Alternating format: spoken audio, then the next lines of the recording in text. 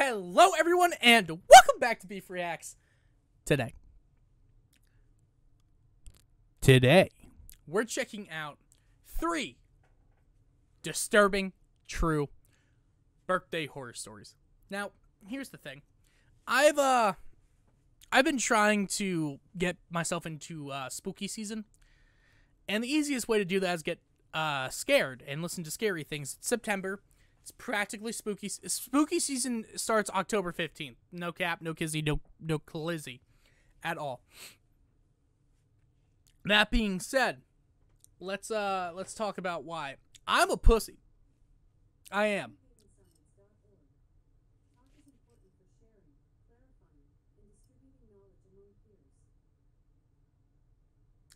Well, that was terrifying. That randomly turned on as I talk about that. I am a scaredy boy. My Alexa turned on. That terrified me. I am now spooked. I don't like this. I'm in a dark spot in my basement. And I don't like being scared personally. I think being scared is not fun. I don't think it's fun for anyone involved. But that's just me. So that being said, here we are, back at it again. I'm going to try to watch 1 or 2 scary things every now and then to just kind of get myself in the spirit of the season. And if you have any like scary creepypastas or things like that you'd be interested in, like, you know, me reviewing, reading, or anything like that, please let me know in the comments down below. My favorite creepypasta to this day is still Pen Pal. I think Pen Pal is such a fucking well-written thing. And, like, it gets cheesy at times, but the story is so compelling. And honestly, listening to the full 3 hours, so worth. But that's just my opinion. If you guys don't mind, just like, comment, share, subscribe as we before we get started. Thank you, and let's go. Not the fucking heartbeat already. I'm not a big birthday celebrator. I'm not the type to make a big thing and invite all my friends out or throw a party. My close friends know this, so usually I'll do something more low-key with my family or close friends. One year in particular, after I went to dinner with my family, 3 of my friends were texting me trying to make plans to go out and do something. Not out to bars or anything. We were only 19 at the time and didn't have fake IDs. My friend Jay has a Jeep, so he suggested we go night off-roading on one of the trails about a half hour from our houses. No. It was this really huge state park that had trails big enough to off-road on. No. No. The reason why these true horror story things I shouldn't say don't happen to me, because that's going to make it happen to me, because now I'm going to deal with somebody breaking into my house or some bullshit like that. Or finding out that someone's been living under my bed or fucking is behind me, behind the sheet or something, peeking out at me. God damn it, why did I speak that into existence? You know you're a manifestor, Matthew. What the fuck is wrong with you? Is because when I hear shit like that, I'm like, no. One time, my significant other was like, hey, do you want to go to these abandoned train tracks at like 2 a.m.? No, I don't. I don't want to do that. Why would I want to do that? Well, it says it's haunted. Why? Yeah. Why the fuck would I want to do that? Hey, she was like, hey, Matt, do you want to go to a abandoned asylum? No. No, I don't. Oh, you're a pussy. Damn fucking right. I'm alive. I've seen horror movies. I'd rather fucking down a bottle of bleach than live in a world where I have to go through the subject and abject horror that is a fucking scary movie. That is Saw. That is fucking a slasher. Why the fuck would I want to live in a world where I'm being chased by some ethereal, otherworldly being that cannot be killed? Why the fuck would I want to do that? Oh, because it's fun and it's not real. There's not actual demons. You don't fucking know that. Neither do I. I don't want to take the chance. Like, am I crazy? It bewilders me that people want to do that for fun. That they're like, oh, let's go to this place that's known for murder and death. Like, I don't want to do that. Ghost tours are fun, but that's about it. I don't want to insult a deranged spirit that's angry about something that I didn't fucking do. He had done it before. Technically, you're not allowed to, but past dark, nobody's in those woods. Except for the killers. Since my birthday's in July, the days are really long. It doesn't get pitch black until around 9 o'clock. Yep. And I'd say that was around the time we started heading over to the park. My friend Carl brought a bunch of weed, and my other friend Joey brought a handle of vodka to celebrate my birthday. So you're gonna die. The plan was to hotbox the car in the middle of the woods and just get really fucked up. Jay wouldn't be partaking in the alcohol since he was driving. So past a certain hour, the entrance to the state park's parking lot would be coned off. But since there's no night security guards, it's easy to just get out and move one of the cones and drive around it. We just were on the lookout for any cops before entering the parking lot. Once we passed the entrance, there was a somewhat long stretch of a narrow one-way road with woods on either side, and then eventually it led to the big open parking lot, which also was surrounded by woods on 3 sides and then baseball fields and a playground on another. Jay knew exactly where to go to get to the trails, which were technically for walking, but they were plenty wide enough to drive on according to him. How could this be We fun? made sure there were no cops sitting in the parking lot before entering the trail though. How do you turn around in this trail? Once we were on the trail, Jay turned his brights on to have better visibility. Fuck no. Some parts of the trail were definitely very bumpy and tight, where he'd have to drive slowly to be sure not to scrape any trees or bushes on either side. The trails were not made for cars after all, so caution was necessary. Absolutely. It was definitely fun at first, where the trail would open up, where there would be drops. The bumpiness of the ride made it fun, almost like an amusement park ride. And that's going to make it terrifying on the way back when you have to run and get out of fucking Dodge. Carl lit up the joint he rolled and started passing it around. When we were deep enough into the trails, Jay stopped the engine and turned off the headlights. We sat in the car with the music playing and the bottle being passed around. The music was pretty loud too, so when all of us thought we heard something from outside, we genuinely went silent and looked at each other. Jay turned off the music, and we all said basically at the same time, "What was that?" or "Did you guys hear that?" We all agreed it sounded like a high-pitched screaming. Jay turned the headlights back on, but we didn't see anyone in front of us. Still, we wanted to move out of that immediate spot, so we drove a little further down the trail. Once we stopped again, we agreed it might have been a female fox we heard. Nope. From here on, we hung out with the music a bit lower, and we were just chilling making mixed drinks. At one point, my friends all sang me happy birthday really loudly as a joke.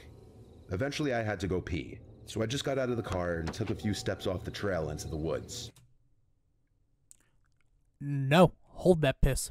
I would not pee. I'd simply hold it. Midstream, I heard what I swore were footsteps nearby. I cut it short and went back into the car, telling my friends I heard footsteps.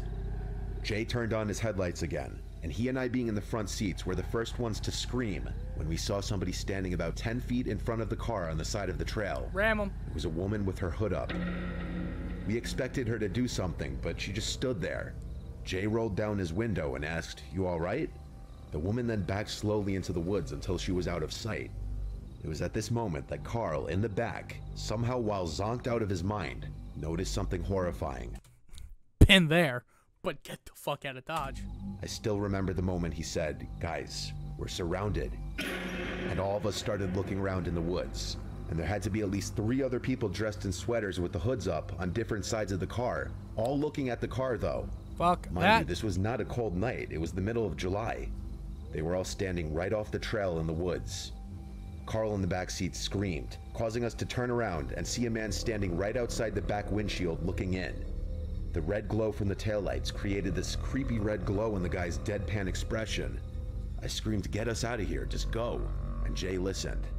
He put the car in drive and went as fast as he possibly could over the various rocks and bumps in the trail. We were all freaking out, and the way off that trail took way too long. But when we finally reached the pavement again through another exit of the dirt trails, I know we were all relieved. Jay, the most sober out of all of us, told the rest of us who were either drunk or really high that we're going straight home. We've thought about whether those people were just a group of young adults hanging out deep in the woods like we were, but it wouldn't explain all of them just creepily staring at us, standing still, nor would it explain one of them standing directly outside the back windshield looking inside the car, or the fact that they were all wearing hoodies on a summer night. We also realized that scream-type noise we heard most likely wasn't a fox after all, and probably had something to do with them. Either way, off-roading in those woods at nighttime was never an idea we floated again. Yep, fuck that. You dance with danger once, cool. Dance with it twice, fuck that noise. Like, again, I hate it because it's like, oh, you're a pussy. It's like, yeah. Notice how the pussies end up staying alive. Because they understand. Like, no, don't get the fuck out of there. No, don't do that shit. What the fuck is wrong with you? Like, abso-fucking-lutely not. I'll never forget my little sister's 5th birthday, but not for a positive reason. It was at a tea room type place that did princess parties for kids' birthdays. Fuck that. I didn't want to participate in any of the activities or princess interactions since I was worried about people thinking I was a baby, like a typical tough 6th grader. Yeah? Instead, I was playing on my DS in a chair in the hallway when a random woman approached me and asked, "Hey, you're Gloria's kid, right?" Gloria is my mom's name, so I told her, yeah. This lady tells me that she's my Aunt Sarah and that I was probably too little to remember the last time we saw each other. She started talking about how big I had gotten and asked how I was doing in school. Disagree. I was pretty used to these kinds of interactions with relatives. Listen, when I was even in 6th grade, a stranger walking up to me, I'd be like, fuck that. Don't talk to me. I'm playing my DS. I'm playing Mario. Fuck off. So I didn't question it at all and gave the usual answers. Sarah then told me that she brought a large dollhouse as a birthday present and needed help carrying it out of her car. Nope. She told me that she also had brought another cake and offered me the first slice if I helped her. Nope. I was almost 12, so I was taught about creeps and the fact that this was an almost textbook kidnapping scenario. But like I said, these kinds of interactions were super common in my family. I also admit that I made the mistake of trusting Sarah more because she was a woman. So I agreed to help and followed Sarah out the back door. The car wasn't parked. It was still running with a man in the driver's seat. Sarah could tell that the man being there made me suspicious, so she quickly told me that that was my Uncle Dennis and started urging me to hurry with the dollhouse before... Why can't Uncle Dennis fucking help? That'd be my first question. Why can't... Fuck you, why can't Uncle Dennis help? Uncle Dennis should be helping. Fuck this, I'm not doing this, fuck you. The cake frosting melted. I got a bad gut feeling. Why hadn't she asked Dennis to help her carry the dollhouse in? There you go. And why did they keep the car running when there was plenty of empty spots to park in? I stood where I was and refused to move. Sarah's tone became much less friendly as she was now commanding me to come to the car. Sarah tried to tug my jacket sleeve, but I swatted her hand away and yelled at her to stop. She looked furious, and for a second I thought Dennis was about to step out of the car. Thankfully, we all heard my mom and aunt loudly yelling my name. Sarah jumped in the car, and she and Dennis both took off. I ran through the back door and met my mom and aunt halfway inside. I immediately told them what happened. My mom hugged me and told me she was so sorry and that everything would be okay, while my aunt told the tea room workers. They basically put the tea room into lockdown and had all the kids gather in one room to make sure no one else had gone missing. Thankfully, no one had. Good. The police eventually came to speak to me about what had happened. I told them as much as I could about Sarah and Dennis. The police officers I spoke to promised me that they would get back to me and my mom if they found out anything new, but we never heard anything back from the police about Sarah or Dennis, of course you or whatever their real names were. As far as we know, they've never been caught. I still have no idea how Sarah knew my mom's name.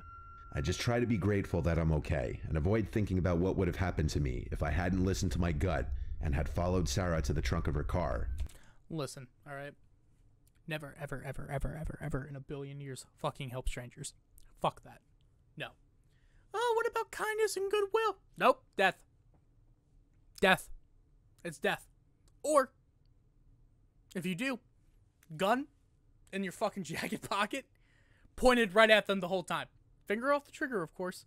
Pointed right at them. Only trust somebody as far as you could possibly murder them. That's all. That's what I gotta say. Only trust a stranger if you think you could fucking kill them. If you can't, game over. Remember that, kids. If you can't throw them, if you can't hurt them, stay out of there. Big McCoy, I already don't like this.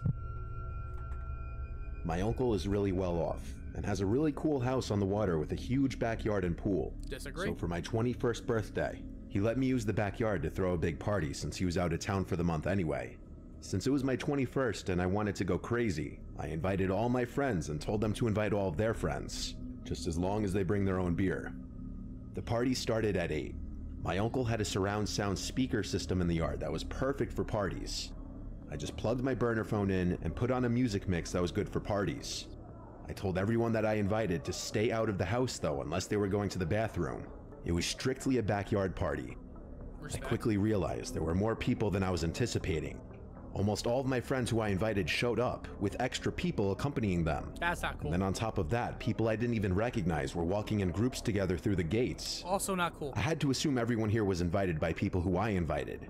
But when there were easily more than 80 people in the backyard, I started getting anxiety about the cleanup and potential damage I'd find tomorrow. I have quite literally never, and I mean never, been at a party. Never thrown a party that has had more than maybe 12 to 20 heads. Never. Nor would I want to, because fuck that. I'm so antisocial for a fucking, not for a reason, but like, shit like this makes me go, no, I don't wanna. I'm good. I like being alive. I tried my best to keep an eye on who was going in and out of the house. It was a long night though, and being the birthday guy, I did get distracted often. The party got way more crowded before it started to slow down, and eventually police came and shut down the party because multiple neighbors complained. So I had to tell everyone to leave except for a select group of my friends. There were about 10 of us left outside by the pool, and these numbers dwindled down until it was just myself and my friend Rob. Nice. My uncle told me I can't have anyone sleep over, but honestly I didn't think it would hurt if only Rob stayed over. He was blackout drunk anyway. Here's the thing, I get the feeling that there's going to be somebody in the house and Rob may save the day. And would easily just pass out on the couch. I walked him inside, then went back outside to lock both gates, then locked the back door. By the time I got inside, Rob was already sprawled out on the couch in the living room, and anytime I'd attempt to talk to him asking if he's asleep already, he'd just make a half-effort groan sound. So I left him there. I checked the bathroom to make sure it wasn't too dirty, and minus a couple empty beer cans on the counter, it wasn't bad. The cleanup wasn't going to be too bad tomorrow with the help of Rob. I went upstairs planning to sleep in one of the many bedrooms, wondering why my uncle was so strict with no one staying over when there's literally 4 extra beds. The 2 fancy stairways in the giant foyer led up to an upstairs balcony that overlooks the foyer, and then a bunch of bedrooms and 2 bathrooms and another living area. I brushed my teeth with my finger in the upstairs bathroom and went right to sleep. I was drunk too, so I fell asleep with ease. Not a fan I woke of that. up about an hour later feeling really nauseous. I mixed way too many liquors. Been I there? had to run to the toilet to puke. Haven't been there. After I puked, I walked back out into the upstairs balcony area, and I heard footsteps from down in the foyer. I walked over to the railing of the foyer balcony and looked down. I said, "Rob," and I saw a figure in the darkness below stop moving. I felt like I could see them looking up at me, but with how dark it was in the house, I couldn't see the person's face or any features. I then heard something from the living room downstairs. The sound of snoring. It just dawned on me that the person in the foyer wasn't Rob. I said, "Who is that?" thinking maybe it was just another party guest who maybe passed out somewhere drunk earlier, but they didn't answer. I heard more footsteps from the kitchen area downstairs. My heart started pounding now. I said, "I'm going back to sleep," pretending like I thought they were just party guests, when in reality I was going back to the bedroom to lock the door and call 911 right away. But then I remembered Rob was down there. I had to try to warn him. I called his number and someone picked up. Before saying anything, I said Rob at least 3 times. All I heard was breathing on the other end. I hung up the phone and dialed 911 now, and while on the phone and whispering to the 911 operator, the doorknob to the door twisted around, and then there was a light knock on the door. I asked the operator in a whisper if I should say I'm on the phone with the police, and he said no, don't announce my presence. I asked what about my friend Rob, and he paused for a second as if he didn't know what to tell me. Then he said just wait in the room until police arrive. If they think my friend is asleep, they probably wouldn't harm him. I could tell even the operator didn't really know what to do about that, but I figured that was the best option too. At this point, get the fuck out of Dodge. Get the fuck out of Dodge. Jesus Christ. Get out. Leave. Go. All I could do was wait in the locked room, waiting out the intruders until the police got there. The operator told me police were arriving now, and that they would try the front and back doors. The police were able to enter through the back door, which was left open by whoever the intruders were. Only then was I instructed to go downstairs and meet them. I woke up Rob and explained everything to the police while he listened, still drunk and confused. I searched the house seeing if anything was missing, but it wasn't my house, so I didn't really know what was there beforehand. Oh. My uncle's bedroom was locked, and he didn't have many valuables just sitting out in the open. The police searched the entire house before leaving. They said they'd keep an officer on the block for the night, which made me feel a little better. I never told my uncle about this until one day he asked where his Cartier watch was. Apparently it was stolen right from the kitchen drawer by one of the intruders. It was then that I had to tell him the truth, and obviously he was anything but happy. He never asked me to reimburse him for the watch, but he also never allowed me to throw any kinds of events at his house again, and I can't blame him for that. Yeah, been there. Okay, well, guys, that was fucking creepy. I don't want to talk about it. I'm going to go and watch something happier now. Thanks so much for watching. If you don't mind, like, comment, share, subscribe. Question of the day is, what is your scariest story that's happened to you from childhood? Peace.